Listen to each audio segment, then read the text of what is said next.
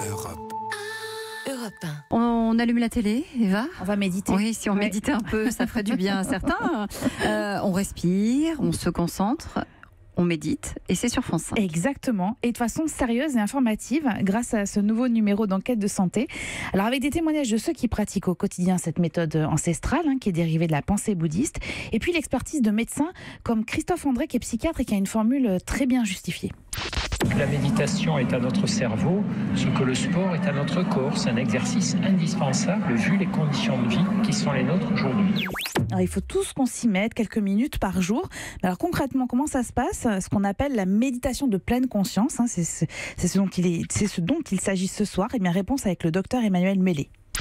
Alors la méditation de pleine conscience, c'est l'état de conscience que vous atteignez lorsque vous tournez tout votre esprit, toute votre attention sur l'instant présent.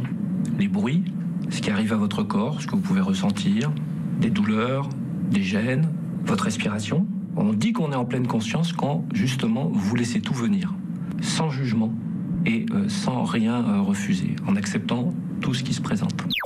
Est-ce que vous pratiquez la méditation, vous, au quotidien? Moi, j'aimerais surtout savoir si vous avez essayé, Eva. Eh bien, je vais vous dire, ça m'a donné envie d'essayer, notamment parce que le sujet, et c'est pour ça que je vous en parle, il s'arrête en fait sur les dernières expériences, c'est-à-dire IRM de notre cerveau à l'appui, pour prouver les bienfaits de la méditation. Alors, dans plusieurs cas concrets qui sont vraiment pris aujourd'hui en compte par le corps médical. Par exemple, la gestion de la douleur et du stress, la réduction des risques de récidive pour les personnes qui sont dépressives. Et plus étonnant, comment apporter une sensation de bien-être aux malades atteints d'Alzheimer. Donc là, c'est vraiment prouvé sur quelle zone de notre cerveau la méditation agit. Oui, on en avait parlé la semaine dernière, effectivement, avec le docteur Kirzek, qui connaît bien cette pratique et qui dit qu'effectivement, ça a de vrais résultats. Voilà. Alors, on ne guérit pas, évidemment, mais il y a des vrais résultats très concrets, en fait, et que vous voyez scientifiquement, grâce au sujet que vous verrez ce soir d'ailleurs. Alors, les explications scientifiques, elles sont convaincantes, et en plus, elles sont appuyées par des témoignages personnels.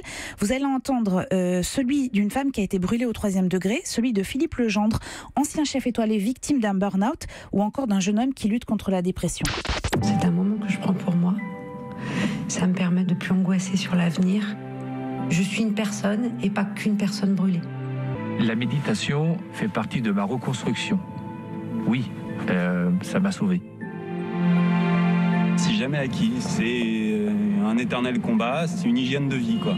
Mais je suis, nettement mieux vis-à-vis de tout ça, nettement plus serein. C'est une délivrance, quoi.